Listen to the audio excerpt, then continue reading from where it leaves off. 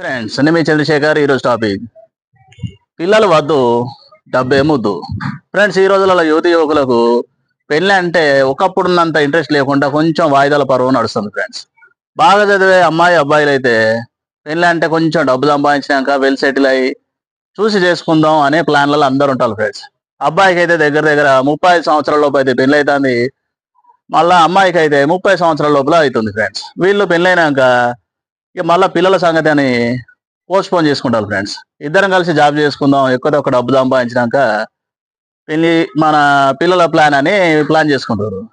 ఇట్లయినా వీళ్ళు 5 ఏళ్ళ గ్యాప్ 6 ఏళ్ళ గ్యాప్ తీసుకున్నాక మళ్ళా పిల్లల పరిస్థితి వచ్చే వరకు ఏంటంటే ప్రకృతి పరంగా వచ్చే పిల్లలు కాకుండా ఐవీఆర్ అనే టెక్నాలజీ కోసం దాన్ని వెనుకబడి పోవాల్సిన పరిస్థితి. ఎందుకంటే 35 సంవత్సరాల పెళ్ళైన యువకుడు ఇంకా 5 ఏళ్ల తర్వాత పిల్లలు అంటే అబ్బాయి వయసు ఎంత ఉంటుంది?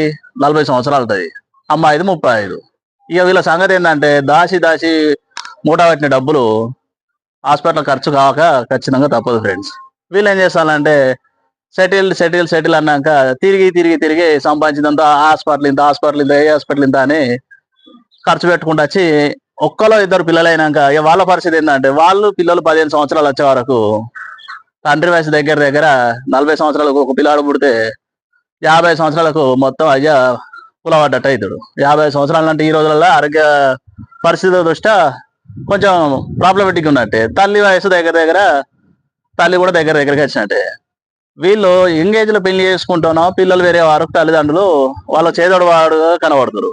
లేట్ మ్యారేజ్లు ఏ వరకు అవుతుందంటే పిల్లలకు తల్లిదండ్రులకు వ్యత్యాసం బాగా దూరం అయ్యి బాగా లేట్ అయిపోతుంది. ఫ్రెండ్స్, కాబట్టి ఏం చేయాలంటే మంచి ఉన్నప్పుడు అన్ని రకాలు ఉన్నప్పుడు టక్కున పెళ్లి చేసుకొని ఒక పిల్లాన్ని కన్నాకనే డబ్బుల మీద ధ్యాస పెట్టాలి. ఫ్రెండ్స్, మొత్తం డబ్బులు అని ముందే పోతే వచ్చే పిల్లలు బాగా లేట్ అయితే ఇద్దరి మధ్యలో గ్యాప్ బాగా వచ్చి కమ్యూనికేషన్ గ్యాప్ ఉంటుంది. దేనికైనా ఫ్యూచర్ అంతా ప్రాబ్లం. ఫ్రెండ్స్, కాబట్టి నా ఐడియా ఏంటంటే కొంచెం డబ్బులు సంపాదించుడు అది ఇదని కాకుండా వెల్ సెటిల్ ఫ్యామిలీ అయితే ఫస్ట్ ఓ పిల్లాడి తర్వాతనే ఏదైనా చూసుకోవాలి. Friends, thank you friends. ఈ వీడియో నచ్చితే లైక్ చేయండి, షేర్ చేయండి, సబ్స్క్రైబ్ చేయండి.